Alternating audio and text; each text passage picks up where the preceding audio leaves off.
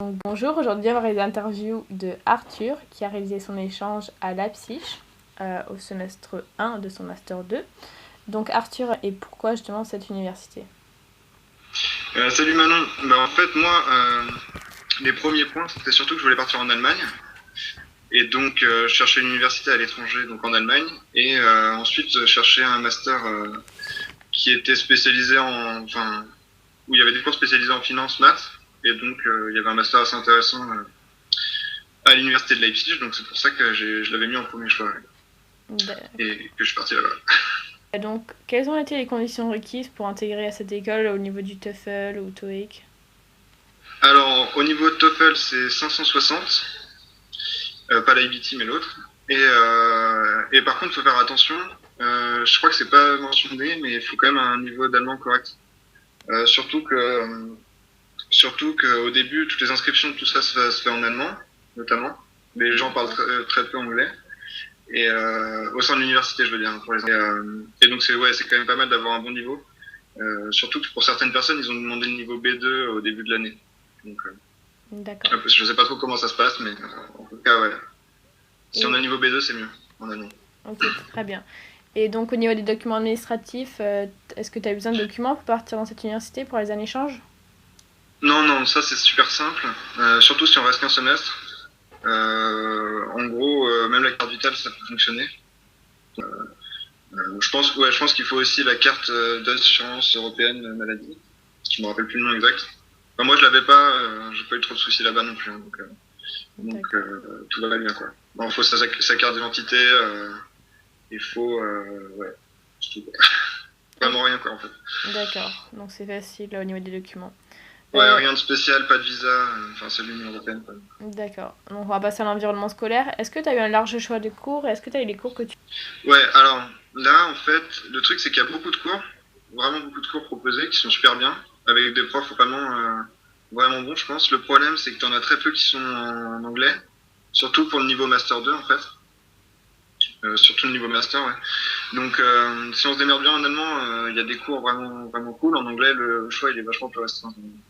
Donc, je crois qu'au maximum, tu as 6 cours en anglais, quelque chose comme ça, ouais. C'est le niveau Master. Donc, D'accord. voilà. Donc, Mais à chaque fois, c'est des cours, parfois un cours égale 10 crédits. Donc, t'es pas obligé de prendre, si tu veux. Moi, j'avais que 4 cours. Ouais, j'avais que 4 cours pour valider 30 crédits ce semestre. ok. Donc, j'avais 2 cours à 5 crédits et les autres à 10. D'accord, très bien. Donc, t'as une possibilité quand même, t'as quand même un peu de choix, quoi. Si t'es spécialisé dans le marketing, tu peux quand même faire des trucs dans le marketing. Et après, si tu parles allemand, là, ouais, t'as vraiment un choix super large. Mais en anglais, il y a peu de choix. Ok. C'est un peu une des déceptions que j'avais au début. Au niveau de la charge de travail, est-ce qu'elle est assez importante? Ou bien... Ouais, ça va. ouais, en tout cas, elle est plus importante qu'à Euromed. C'est-à-dire qu'il y a un peu moins de travaux de groupe, beaucoup d'essais à écrire. Souvent, c'est au moins 20 pages. Donc, ouais, non, une charge un peu plus élevée, quoi. Plus partielle, etc. D'accord. Donc, plus souvent, ouais, pour chaque cours, on a un peu de boulot à faire. Enfin, c'est pas la grosse pression non plus, mais bon, Mhm. il y a un peu de boulot. Au niveau des méthodes d'enseignement, est-ce qu'elles sont assez similaires à Euromed ou bien différentes? Non, non, c'est similaire. C'est à peu près similaire, mais comme je disais, il y a beaucoup moins de travail de groupe. Donc c'est souvent c'est plus axé économie en fait, donc avec un peu plus de travaux on va dire euh, du style répondre à une problématique que tu t'es fixée dans le cadre du cours, etc. Par exemple moi j'avais écrit un papier sur la politique de taux d'intérêt de la Fed ou des choses comme ça. Enfin, c'est des trucs qui sont assez larges, assez macroéconomiques en fait. Voilà. D'accord, très bien. Est-ce que les profs sont assez accessibles si tu as des questions sur les cours ou bien le sujet? Ouais, très accessible. Il y a leurs bureaux qui sont vraiment au centre, donc il n'y a pas de souci. En général, ils répondent toujours par mail si t'as une question. En tout cas, j'ai jamais eu de problème avec un prof, quoi. Et même si c'était une question annexe qui est pas forcément directement liée avec vos cours, ils sont quand même, en général, ils sont assez sympas quand même. C'est une équipe assez dynamique et tout. Donc ouais, c'est sympa. D'accord, Ils sont vraiment là pour toi, quoi. Ok. Surtout, ils savent qu'en tant qu'étudiant Erasmus, c'est un peu passion. Donc ouais, en général, ils aident bien quand même les élèves en Erasmus. Il y a des facilités aussi pour les partiels, pour les essais, etc. Ok, très bien. Au niveau de l'environnement étudiant, de ton intégration, comment s'est passée ton arrivée en Allemagne, à Leipzig? Alors en fait, l'université elle propose un programme qui dure 3 semaines, donc c'est un peu long. Mais moi je l'ai fait et je pense que c'est super important de le faire parce que déjà on se remet à jour au niveau de ceux qui n'ont pas trouvé directement d'appartement. C'est la meilleure période pour chercher quoi, parce qu'on a vraiment un peu de temps libre, etc. Et puis il y a des profs qui sont là aussi pour nous aider, qui ont des propositions, etc. Qui nous donnent des petites clés pour chercher des apparts si on n'en a pas. Et puis on rencontre surtout toute la promo Erasmus, donc ça c'est sympa aussi. Et ouais, on est un peu tenu au courant de tout le début de l'année, de tout le début du semestre en fait, au niveau administratif, aussi, quelles visites on peut faire, etc. Moi je pense que c'est super important de le faire. Il me semble que les 3 semaines, ça coûte, je me rappelle plus exactement le prix, entre 150 et 200 euros je crois, pour D'accord. avoir 3 semaines en plus de cours.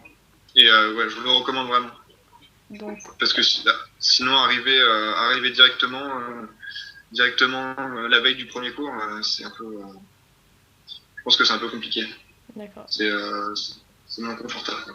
Donc, est-ce qu'il y a aussi des pour visiter la ville, etc., organisé par l'école? Ouais, alors il y a une asso qui s'appelle Vilma qui organise, je crois que tous les lundis soirs, ils font des sorties dans des bars notamment. Donc t'as tous les Erasmus qui se retrouvent, etc. Et puis surtout, ils organisent plein de visites d'autres villes. Donc ils font par exemple des week-ends à Hambourg, des week-ends à Berlin, des week-ends à Prague, toutes les villes qui sont un peu proches de Leipzig. C'est à des et ouais, c'est cool. Moi, je l'ai pas fait personnellement, mais je pense que c'est sympa. Et si on a une question sur Leipzig ou sur l'université, ils sont aussi là pour répondre. D'accord, très Donc bien. ouais, c'est intéressant. Donc ouais, faut vraiment penser à Vilma. C'est une bonne association pour tous les Erasmus, je pense, à Leipzig. D'accord. Est-ce que c'est possible de pratiquer des sports directement avec l'école? Ouais, ouais, c'est possible. Par contre, les inscriptions, c'est premier arrivé, premier servi sur Internet. Donc, ouais, faut être réactif, quoi. Mais ouais, c'est possible. Ils ont quand même plein de sports proposés et, euh, et c'est pas cher non plus. Je crois que c'est 20 euros le semestre, quelque chose comme ça. Donc ça vaut le coup. Et il y a vraiment un large choix avec des bonnes infrastructures de ce que j'ai pu en voir. D'accord. Est-ce que tu peux décrire justement un petit peu l'école? Est-ce que les bâtiments sont assez nouveaux? Est-ce que c'est bien équipé? Alors, bah, l'université de Leipzig, c'est une des plus vieilles universités d'Europe, je pense. Je crois que ça a fêté il y a 2 ans, c'est 600 ans. Donc c'est là où, historiquement, c'est là où il y avait Goethe, Leibniz, etc. qui étaient là. Notamment, Merkel aussi, elle a étudié là-bas, par exemple. Mais aujourd'hui, tout a été refait, en fait. Tout le centre-ville de Leipzig a été refait. Euh, et donc, l'université. Donc, tout a été refait, tout est neuf. Puis, voilà. C'est agréable d'étudier là-bas, quoi. D'accord. Est-ce que tu as eu l'occasion un peu de visiter les alentours de Leipzig ou non? Directement, les alentours de Leipzig, bah, c'est pas. Si tu veux, c'est un peu la campagne, quoi. Mais sinon, ouais, j'ai fait pas mal de tourisme, surtout en Allemagne, dans les villes aux alentours, quoi. Donc, je suis allé en Pologne, je suis allé à Prague, par exemple. Parce que Leipzig, c'est au sud-est de l'Allemagne. Donc, t'es pas loin de la Pologne, t'es pas loin de la République tchèque. Je suis allé à Munich aussi, enfin, Berlin, Cologne, Francfort. Voilà. J'ai passé des week-ends dans les villes, en fait, en Allemagne. Et on a quand même du temps libre. Donc c'est pas mal. Il y a vraiment la possibilité de faire du tourisme. Et c'est là aussi il faut penser à l'assaut dont je parlais. Parce que comme ça, tu peux faire des week-ends de 3 jours à chaque fois Ok, et ça vaut le coup. d'accord. Et à Leipzig, justement, est-ce qu'il y a des activités que tu recommanderais Oui. Euh, alors, en été, il fait super beau à Leipzig, super chaud. Donc il y a des lacs au sud de la ville. Tout se fait en vélo à Leipzig à peu près. En une demi-heure de vélo, tu peux être dans les lacs, tu peux te baigner, tu peux faire du bateau, de la planche à voile. Donc ça, c'est sympa. C'est vraiment inattendu, tu vois. En Allemagne, tu t'attends pas forcément à aller te baigner, quoi. Mais c'est sympa. Et Sinon, moi j'habitais dans le quartier industriel de la ville, enfin l'ancien quartier industriel, parce que maintenant il n'y a plus beaucoup d'activités. Et, et c'est super intéressant tu peux visiter, c'est pas vraiment officiel quoi, mais tu peux rentrer dans les anciennes usines, voir ce qui reste. Et il y a plein de trucs qui restent encore, c'est assez intéressant de voir ça. Et puis sinon, il y a aussi les usines qui sont reprises pour faire des activités type art ou informatique ou des choses comme ça, où c'est plein de sortes de petites salles où tu as des photographes, des peintres, etc. Des geeks qui traînent, qui font des trucs super sympas. Et puis voilà, ça c'est vraiment ce que j'avais bien aimé quoi. C'est que tu peux vraiment retomber un peu dans le côté RDA tout d'un coup à même pas une demi-heure de vélo du centre-ville quoi. Donc c'est super sympa. Enfin sympa. Intéressant en tout cas. Ok. Donc tu as dit que beaucoup de transports pouvaient se faire en vélo. Est-ce qu'il y a d'autres moyens de transport en commun dans la ville que tu peux utiliser? Ouais. La ville elle est super bien desservie par le tram. Alors il n'y a pas de métro hein, si vous allez là-bas un jour, si vous voyez une ligne 2 ou quelque chose comme ça, c'est que des trams à chaque fois. Et il y a aussi des bus, mais c'est surtout des trams. Et c'est très très bien desservi. En gros, il y a une carte qui s'achète quand on est étudiant, il y a une carte qui coûte 100 euros, je crois, vraiment pour tout le semestre. Et ouais, c'est illimité quoi. Donc c'est vrai qu'en hiver c'est plus sympa de prendre le tram quand il neige notamment. Ouais. Et par contre, ouais, quelque chose d'important, je sais pas si j'en ai parlé, les semestres en Allemagne sont beaucoup plus longs que ce qu'on a en Europe, enfin notamment ce qu'on a en France ou romaine. Donc moi je suis arrivé en septembre et officiellement je terminais fin mars. Parce que les cours finalement finissent un peu plus tôt, mais je suis quand même reparti d'Allemagne début mars. Quoi. Donc c'est beaucoup plus long qu'en France. C'est-à-dire que ça finit pas en décembre. Ça c'est un peu faut être préparé à ça. D'accord. Donc c'est vraiment pas l'aller-retour 4 mois, faut vraiment, enfin moi j'ai passé presque 8 mois quoi. Faut vraiment prévoir un long moment. Voilà. D'accord, très bien. Ouais, faut faire attention quoi. Je veux dire pour trouver un stage notamment. D'accord. Donc ça commence en janvier. Ouais. Donc au niveau des particularités culturelles, est-ce qu'il y a quelque chose qui t'ont marqué au niveau des modes de vie, je sais pas, des comportements des Allemands? Non, il y a rien qui m'a marqué quoi. Enfin, moi en fait Leipzig c'est une ville c'est une ville de 500 000 habitants, mais on a accueilli plus d'1 million quand c'était une des capitales économiques. Ce qui fait qu'en fait, il y a de la place, quoi. Les gens se marchent pas dessus. Et j'ai trouvé que globalement, tout le monde était plutôt sympa, quoi. Bon, c'est un truc, c'est un peu dur de balancer quelque chose de général comme ça, mais ouais, je trouve que l'ambiance de la ville est plutôt cool. C'est-à-dire qu'il n'y a pas trop de pression.